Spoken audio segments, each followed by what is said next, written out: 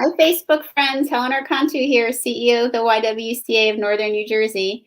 It's Friday. I know that for a lot of us, it's been a long week. It's also Good Friday for anyone who's observing Easter this weekend. We are in Passover. We've had Holy. We've had so much going on this week. But whatever you're celebrating, many blessings to you and your family.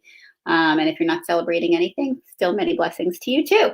But we're happy that it's Friday, and we're happy to have a wonderful guest with us today to be talking about a very important issue, very important, something that we all should know. And the younger we know it, the better. And it all has to do with money. We know that our kids, right, when we think about wanting the best for our children as parents, for the kids, very often thinking about what's best for them will translate for them to clothes or gadgets or, kind of things that they want. For us as parents, though, when we think about that, we think about wanting them safe and secure and having all the important life lessons. And one of the most important life lessons that very often doesn't happen till later in life, just because of the nature of where money and independence happens, is the financial foundation that we really should all have to be able to be successful in terms of managing our money, for sure. So that's what today's conversation is about. We know that it's central in life, no matter whether you have a lot of it or a little of it. It is something that is central and part of everyday conversations and part of everyday dealings. But again, it's not necessarily something that we spend a lot of time with our really young kids talking about. And definitely as they get older, it usually waits until they're in college, which very often can be too late for them to get information because that's when they can get into trouble. So with all that, we are so grateful to have with us today Yannelli Espinal, who is welcome, Yanely. Thank you for joining us. Oh, I'm so happy to be here. It's my favorite topic to talk about. And I love it. And I love how excited you get about it. And I also love that you're also known as Miss Be Helpful, because what's more helpful than helping us figure out how to manage our money?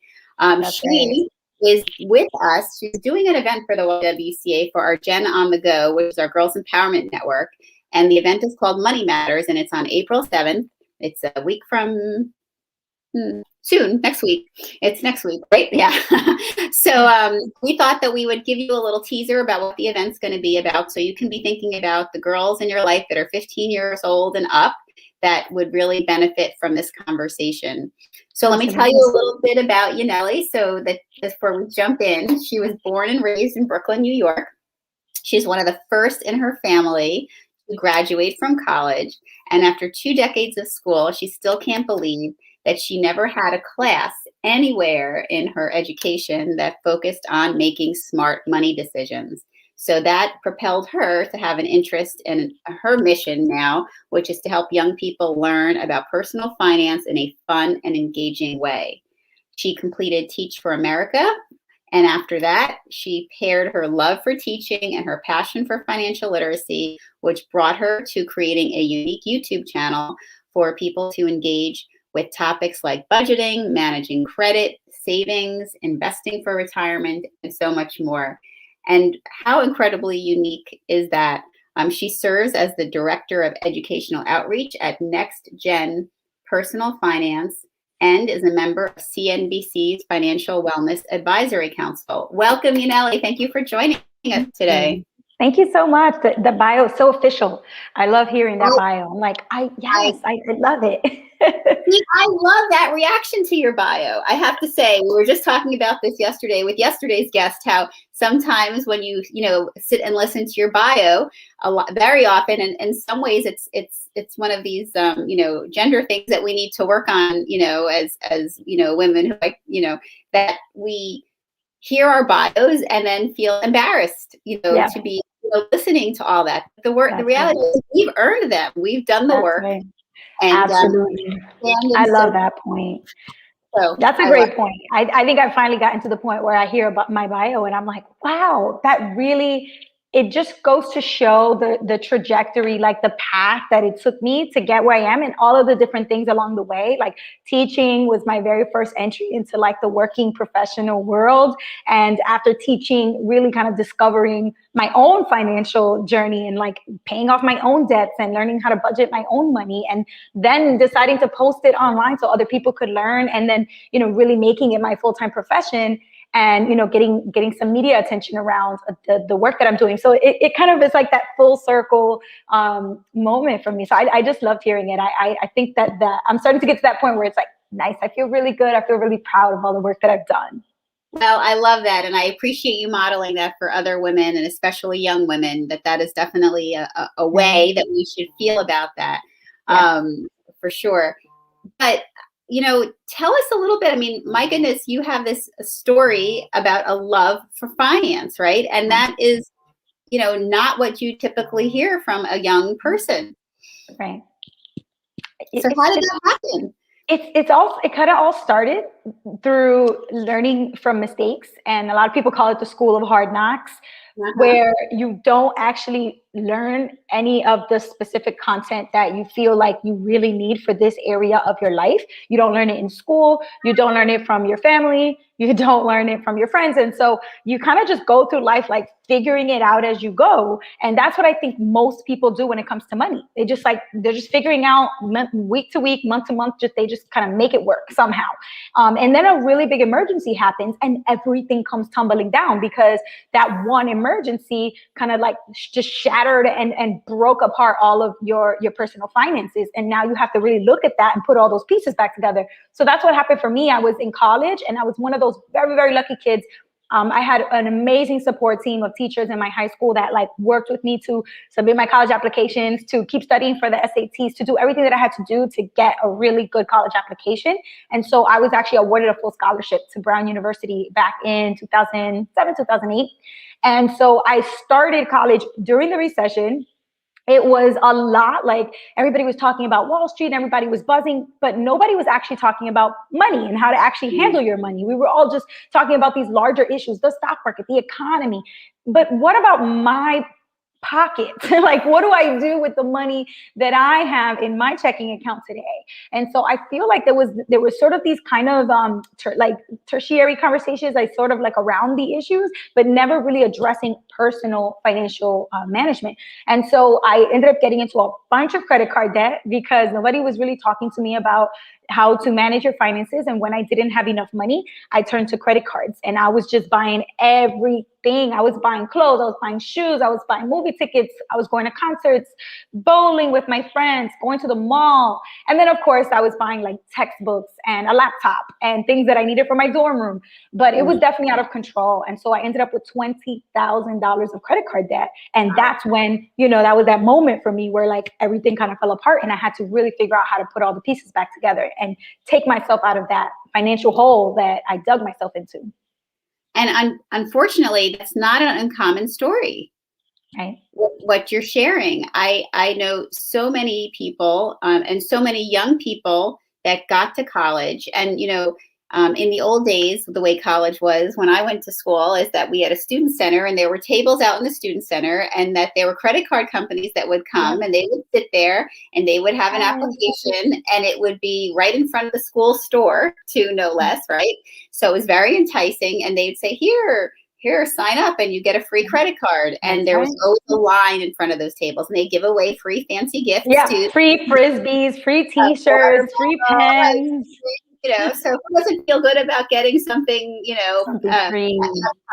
Free on top of, you know, free money, you know, to go spend. But the stories were endless of the negative of, you know, fast forward a few months and the debt that college students had incurred. Yeah, I mean, I find that in this country, there's certain things that are very, very easy to access. You know, if you don't know much about it, you can still get access to it.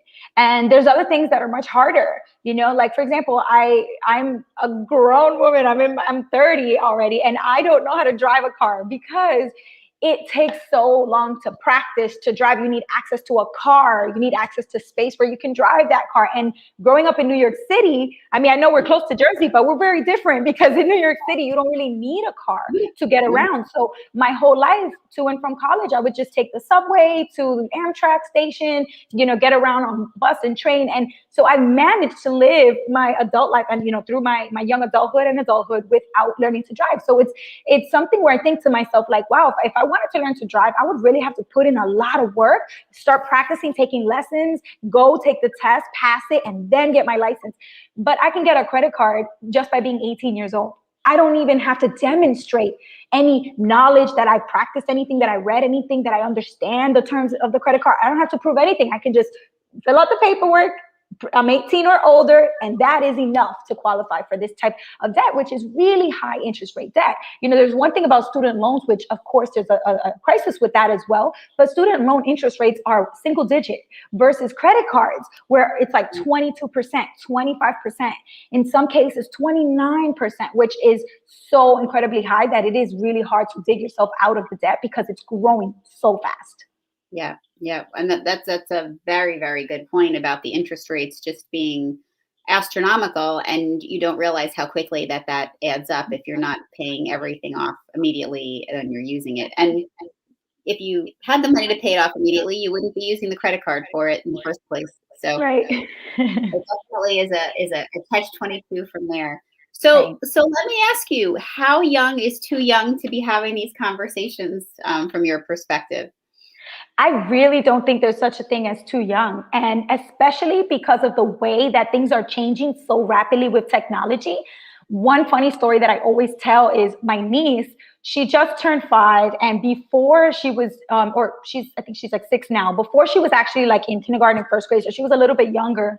And she was just starting to take everything in. And she came over to my house for the weekend and she said to me, Tia, I wish that I had a cell phone for myself, like my own phone. And I said, well, why? What do you need a cell phone for? You're a kid, you know? And she said, because I want to buy things. I want to be able to buy things at the store. And so in my mind, I thought to myself, oh my goodness, this little girl has grown up in a world where she watches people tap their cell phone, their mobile phones, tap their smartphone or tap their Apple Watch, you know, to pay for stuff and exit without seeing any cash, without even seeing a credit card. So we're removing like spending money, we're removing it from money more and more with every generation. So to think about making a purchase, you don't even picture cash like that. So that's the world that we're going towards with the future, with cryptocurrency now, with all of these new types of opportunities to make transactions happen that don't involve any kind of cash currency or fiat currency. So I think that is really huge. So we have to, if they're not seeing the world that we're used to seeing, they're not going to understand money the way that we do. So we have to start super early, as young as my niece, and talk to her about money. Oh, well, tell me, baby, what do you think money is? You know, why do you think the phone is, you know, buying stuff? You know, the phone is just a device. It's just like a toy that you have in your closet. You have to charge it and you can play with it, but it doesn't really get you access to anything. It's connected to a bank account, and you have to have money that you worked for, that you earned, that gets deposited into the account by your job, and then you can use that money after you earned it. But you have to work for that money. And then talk about like work. You know, what are the jobs that your aunts and uncles and your cousins and your mom and dad do? And you know, they earn money doing those jobs, and getting this concept to be as basic as possible, which is I have to earn money by working for it. And then when I get the money in my bank account, I can spend it in different ways, either by taking it out and using it as cash, by using a debit or credit card linked to that account, or by syncing up my phone to my accounts, which I think that if we start talking to them in those steps, in those ways, then they can start to develop understanding of money and how it works, even at a very, very young age. Yes. And I couldn't agree more. I have 8-year-old twins, and, you know, I'm very aware too that, you know, they, you know, early you pick up that you have to teach them the value of money. Because, you know, we end up doing things for them so that they think things just come. Yes. They want something and it arrives, you know, that moment in between, if we don't fill it in for them, then they think that that's how the world works. That's you know? right. That's right. And there's so many age appropriate activities for kids who are, 5 or even 3 or, 7, young kids. You can definitely sit and just talk about the 3 S's, right? When I get money or, grandma gives me money or I earn some money, I can either spend it right away and just get, the money's gone once I spend it, or I can save it. And I can choose how to save it in a penny jar or piggy bank or in a bank account, or I can share it. And I can share it by being a philanthropist or, donating to a cause that I really care about, or just giving it to somebody that I care about and helping them handle some of the things that they have to pay for in their lives. So even just very simple things like the choices that you have for what to do with money. Because, when I was 13, 14, I started applying for, summer youth jobs. Once you turn 14, you can get your paperwork to work in New York City. And I remember I wanted to get a job, but I never understood that you can save money and you can share money. To me, money was just for spending. That's all you really do with money, because that's what had been modeled for me. And that's what I had internalized. So it's really important for us to talk early, because then we can debunk some of those myths and fill in some of those gaps when kids kind of make assumptions. We have to catch that and say, oh, actually, you're making an assumption here. That's not really true. Let's talk about it so we can fix that, and you can go on with your life with a better mindset about money. Well, that's some great, so for our viewers, Yanely just gave us some really great action tips for young kids, because again, any of us who have them know that, it's exactly what she said. They think money is for spending. If you don't fill in those other options for them, they will not learn them until much later in life, which is problematic. And so, when they get a birthday card with $20 in it, or they, someone sends them a check, to talk about that with them and make a decision with them, have them be part of the process about what happens to that money and really talk through the options. So that's wonderful that you've given us such great action items there. And for those of you watching, I just want to make sure to note for you that missbehelpful.com, the link is up on our screen, where you can follow Yanely on her social media platforms and her website, so that you can get more information about the work that she's doing and ways to connect to her. So you just gave us some great techniques for younger children, which are absolutely important. But the event that you're doing for us is for teens and a little bit older, kind of young adults. So can you talk to us a little bit about what you see, with a teenage group and money, and what, we'll focus on in terms of our event on April 7th? Absolutely. So I think the shift at that point in time in your life, the phases are kind of, you're transitioning between phases. So when you're a younger adolescent, you are really kind of depending on your parents to provide for your, whatever, your wants and your needs. It's your parents or your guardians that will provide it. But when you transition into being a teenager, being a slightly older adolescent, you have to take on the responsibility for your money, because people are now expecting you to either work or to earn money, or to maybe you get an allowance at home, maybe you get educational grants. You're now able to earn money in your own right, and you don't have to just depend on your parents. And so at that point, you have to make decisions about what you want to do with that money that you've earned. So I think it's really important to just understand, like, at that age, your brain is wired differently from when you are an adult over the age of, 25, 30 plus. Your brain is really wired around one thing being the most important, and that's your social status. This is all like neuroscience, and a lot of behavioral economists and have studied this and have studied the brain, and they see that in that phase of your life when you're a teenager, everything kind of like falls to the wayside, and the thing that matters the most is where you are in relation to your friend group and to the social status within your peer group. So maybe that's school, maybe that's church, maybe that's your neighborhood, your community, but you really care about what other people think about you, how they perceive you, what you're wearing, the brands that you have on, the colors that you wear, the way that you talk, the way you wear your hair. These are the identity factors that make up your social perception in society. This is how people are going to look at me and make a decision about me. Am I cool or not? And so I want them to think I'm cool. That's how my brain is wired when I'm a teenager. So that means that I have to buy the cool clothes, buy the cool jewelry, buy the cool shoes, buy the cool makeup, buy the cool nail products, buy the cool, whatever. And especially, sneaker culture and name brand clothes. And so that kind of thing really takes over your mindset. And so the only way to really kind of, counteract that and work against it is to at least just know that that's how your brain is wired. And just think about that when you are scrolling through social media and you're like, oh, I want that. I want that shirt. Oh, I want those sneakers. Remind yourself, like, do you really want to spend the money that you work so hard to earn to buy this when it's probably going to get rid of your entire weekly paycheck just to get this one product? Or are you just, saying you want it because you're thinking about the social rewards? You're thinking about being able to post the pictures wearing it, or you're thinking about your friends seeing you walk down the street with those sneakers on. So I think it's really important to talk about these issues. It's all like the mindset that you have around money, and talking about like behavioral economics, which I think is something that a lot of people don't talk about, or behavioral finance, which is the way that you think about money. So that impacts the way that you budget, whether you save or choose not to save. All of those things are connected to the way you think about money. And in my case, it was directly connected to how much I was spending on my credit cards, which ended up leading to me having a really bad credit score. So with a teenage audience, what we're going to be talking about, we're going to be talking about budgeting, we're going to be talking about credit, and how to prevent making the mistakes that I made when I was 18, because, we're getting them before they go off to college and do their own thing. So this is the perfect time for them to learn these lessons, that I wish I had learned at that age. Yes, and I couldn't agree more. And it's such an important time.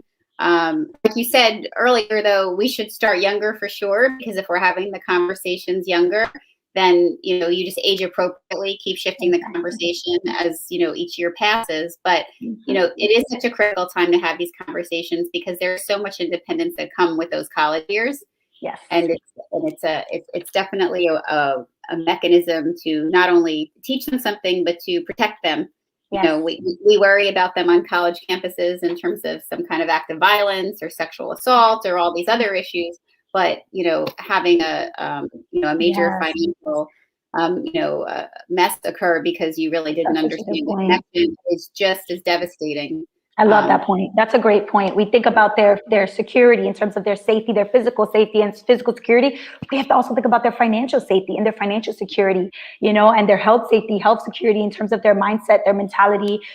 There's so many things that can be a negative result of not having a grip on your finances, like mental health issues, depression. There's so much that's tied to struggling and being stressed with financial decisions. And so the earlier you can start, and then you scaffold, like you said, build up in an age appropriate way, but you're essentially, building up on top of a foundation that you've already created at a young age to kind of get them thinking differently about money, so they don't just inherit all of the societal things that it's kind of in the air that we breathe. Advertisements on social media, they're everywhere, on the radio, on TV, and anywhere you go, you're going to hear ads, you're going to see marketing. Everyone's trying to get money out of your pocket into their own, and it's your job to protect your little dollars and make sure that you're not just letting people take it from you. So we have to present that, kind of that analogy to students, to say, listen, every day people are trying to take your money and you have to fight to protect it. So, and mentally fight to be able to say, nah, I don't want that. They're trying to convince me to buy something. I don't need that.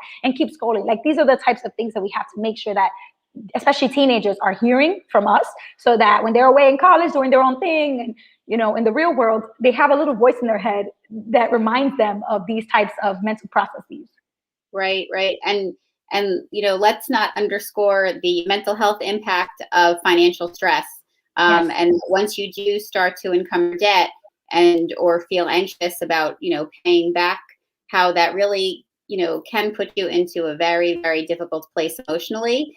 And, we know, again, unfortunately, can even lead to suicide, when people are feeling, that there's just no way out from the hole that they've created for themselves. So these lessons that Yanely will be teaching us at our Gen on the Go next week are so important on so many levels for our young people to learn. So as parents, right, I mean, I know our event is for the girls specifically, and, we talked a little bit about, conversations. You did a great job modeling conversations that we can be having with them as they're younger. Those teen years are so contentious, right? Very often, right? I mean, that's what I hear. I'm not there yet, but every sitcom I've ever watched, and old friend with older kids, I know that can be an issue. What's a good stance for a parent to take to be able to, engage with those teens, with their teens at that time when it is contentious, to take on something like this that might be feeling that they're trying to take their independence away, as opposed to be supporting and helping their growth. Absolutely. I think you framed it perfectly for me to answer it so well. So you said, if it's combative, right? If there's that contentious kind of feeling and environment, you pull back and think about it. Are you empowering them, or are you like taking away their power? Because I think that is super important. Even when I was in my master's program to learn about how to manage a classroom with young learners, like 8 and 9 year olds, it's the same kind of psychology, which is, if you tell me what I have to do, I'm going to be frustrated because you're taking away my choice. You're taking away my agency and my power. And I feel that I have no control of the situation, but to do what you're telling me I have to do. And so the older you get, the more you want to kind of rebel against that, because you want to make your own decisions about how you live. And so at that point, I would say, think about how to empower them. Okay, so kind of pause and say, you know what? It's getting a little heated. I can tell that you're getting frustrated. Why don't we do this? Why don't you just think about this? What is it that you want to use money for? Like maybe 2 or 3 big things that you want to be able to have that are going to cost money. You need me, or you need somebody to help you with, but we're going to work together to figure out how to be able to get you to put a plan in place to get those things at some point in the near future. So let them think on that. Maybe a day or 2 later, say, okay, let's go ahead and continue that conversation. Maybe get a piece of paper and a pencil and just start writing down. Okay, she says that she wants to get a car because she's 17 and she really wants to be able to get her license and drive a car so she can go by herself places. So how much does a car cost? Let's go online and do some research. And how much are you earning right now, or is your allowance right now?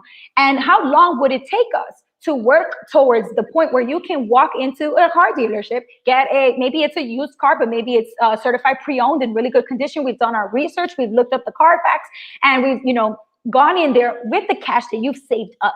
Is it going to take a year? Is it going to take 2 years? Is it going to take 8 months? Based on your financial planning, and are you willing to stop wasting money on Dunkin' Donuts and Starbucks so that you can put it towards your car savings fund? You have to take ownership over this, because this is what you said you wanted. You said you want to get a car. So we're just in talking about these things, they're like, wow, so you're not telling me, no, I can't have it. You're not telling me that I have to do it this way or that way. You're literally just asking me questions and letting my brain go to work, letting me think about how I want to do this creatively. And maybe it's not a car. Maybe it's a big item. Like a family's like, I don't think they need a car. Maybe it's a laptop. Maybe it's a new phone. Maybe it's a new bed set for their room. Yeah. Whatever it is, they can make money goals and talk about working towards those goals. And I think that's the kind of conversation we have to have. Meet them where they are, instead of trying to be like, no, you're not getting that. That's a waste of money. You don't that's really remember when you were 16 and your parents were telling you, no, no, no, no, no. And instead empower them to say, you know what, right now, I don't see a way for this to work financially, but go ahead and put a plan together. Put a savings plan together, put some numbers and present it to me.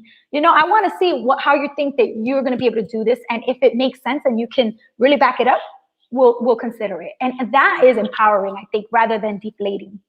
That's for sure. And one of our viewers, Patches, is saying that she loves the advice to parents, but if teens aren't getting the information that they want from their families, that it's great that they'll have an option here to be able to get it on their own. And that's a really great point, Patches, because a lot of parents are in their own financial distress right now. And so their children, maybe they can't be the model for their kids that they wish they could be. So that's a great point. Thank you for sharing it. It's definitely something to think about. So having an event like this, our April 7th Gen on the Go about money matters for girls, gives them an opportunity to maybe get some information that their parents may not be able to share with them because it's not their strength just yet. Absolutely. So wow, we've covered so much in a short period of time. And I know I'm so excited for the young women in our community to be able to get access to you next week and to this conversation. So for anybody watching, a couple things. Here's your homework for those of you watching. One, we know YWTV is all about getting out important information to the community, and you're part of that process.